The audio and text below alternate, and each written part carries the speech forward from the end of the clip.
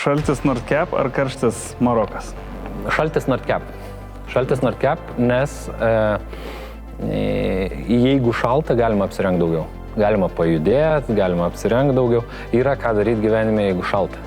Bet jeigu super karšta, dykuma, nėra ką daugiau nusirengti. Tai ne, aš renkuosi šaltį. 800 MT gale ar 450 MT lengvumas? 800 MT gale, jeigu važiuosiu tiesiais keliais asfalto žvyru, 450 MT lengvumas, jeigu bus bekelio. Vieno neišskirsiu. Asfaltas ar žvyras? Žvyras. Dabar žvyras. Bet nebūtinai už pusmečio ne asfaltas. Tai... Vienas dalykas, kurį CF Moto turi geriau už kitus?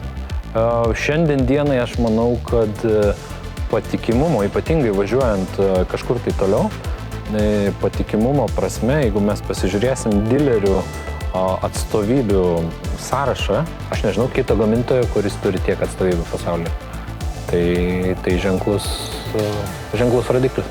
Koks buvo sunkiausias momentas kelionėse, kur technika nepavedė? Tikriausiai šaltį išskirčiau.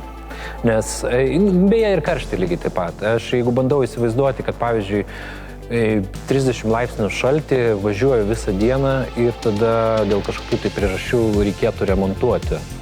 Tai tikriausiai būtų stipriai vidinio konflikto, gal ir su išoriniais padariniais, reiškia, problemų. Lygiai taip pat karštį, jeigu, nežinau. Tam pačiam Maroke daug nereikia, šiek tiek į dykumą, super karšta, daug smėlio aplinkui ir technika kažkodėl tai pavedė. Galimai didelė bėda ir jinai tikriausiai matuojasi ne kaip arti detalė, o kiek vandens turi su savimi.